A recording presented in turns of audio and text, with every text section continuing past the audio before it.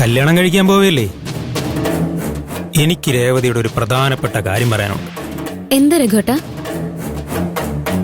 അതിവിടെ വെച്ച് പറഞ്ഞാൽ ശരിയാവില്ല. രേവതി വാ.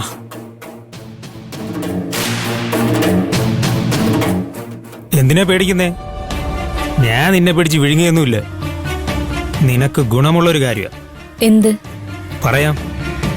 ഞാൻ ഗോഡൌണിലുണ്ടാവും. നീ അങ്ങോട്ട് വാ. വരണം. വന്നില്ലെങ്കിൽ നീ കുഴപ്പത്തിലാവും.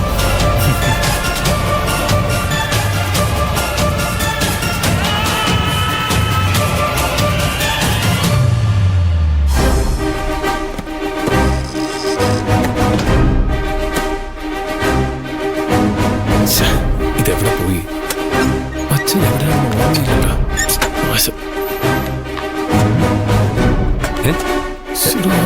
നീ എന്താടാ തപ്പുന്നേ?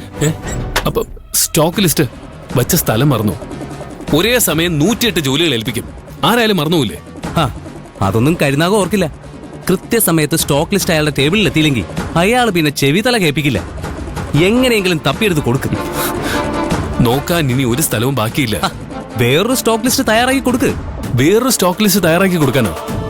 1 മണിക്കൂർ മെനക്കെട്ടിട്ട് ഞാൻ ഈ സ്റ്റോക്ക് ലിസ്റ്റ് തയ്യാറാക്കിയത്. നീ തന്നെ അതുകൊണ്ടുപോയി കളയുകയും ചെയ്തില്ലേ? കരിനാഗം സ്റ്റോക്ക് ലിസ്റ്റ് ചോദിക്കുമ്പോ കൈമലർത്തിയിട്ട് കാര്യമുണ്ടോ? എന്നാ നീയും വാ. നീ ഹെൽപ്പ് ചെയ്ത 1/2 മണിക്കൂർ കൊണ്ട് പണി കഴിയും. ഞാനോ? നിന്നെ 108 പണികളല്ലേ ഏൽപ്പിച്ചത്? എന്നെ ഏൽപ്പിച്ചിരിക്കുന്നത് 1008 പണികളാ.